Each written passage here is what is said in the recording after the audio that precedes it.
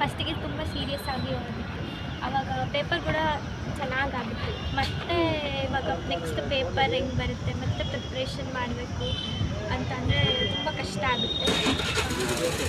ನೋಡಬೇಕು ಇವಾಗ. ಅಂದರೆ ಇದು ಪರ್ಮನೆಂಟ್ ಸೊಲ್ಯೂಷನ್ ಅಂತೂ ಅಲ್ಲ.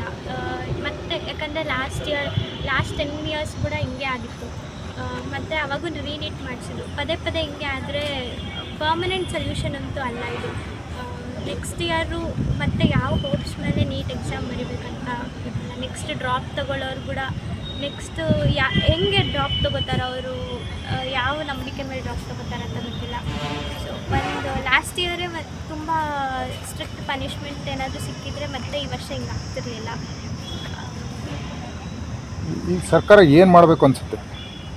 ಒಂದು ಸಿವಿಯರ್ ಆ್ಯಕ್ಷನ್ ತೊಗೋಬೇಕನ್ಸುತ್ತೆ. ಬಿಕಾಸ್ ಆಲ್ರೆಡಿ ಇದು ಫಸ್ಟ್ ಟೈಮ್ ಅಲ್ಲ, ಆಲ್ರೆಡಿ ತುಂಬ ಸರಿ ಆಗಿರೋದು. ಮುಂಚೆನೇ ಇದ್ರ ಬಗ್ಗೆ ಆ್ಯಕ್ಷನ್ ತೊಗೊಂಡಿದ್ರೆ ಮತ್ತು ಈ ವರ್ಷ ನಮಗೆ ಈ ಥರ ಆಗೋ ಚಾನ್ಸ್ ಸಿಗ್ತಿರ್ಲಿಲ್ಲ. ಈ ಸರಿ ತುಂಬ ಸಿವಿಯರ್ ಆ್ಯಕ್ಷನ್ ತೊಗೋಬೇಕು ಅಂತ. ಈ ಸರಿ ಯಾವ ಥರ ಪ್ರಿಪ್ರೇಷನ್ ಆಗ್ತೀರಿ ಜೂನ್ಗೆ? ನೋಡಬೇಕು ಸರ್. ಯಾಕಂದರೆ ಫಸ್ಟಿಗೆ ತುಂಬ ಸೀರಿಯಸ್ ಆಗಿ ಓದಿದ್ವಿ. ಇವಾಗ ಮತ್ತೆ ಅದೇ ಥರ ಓಕೆ.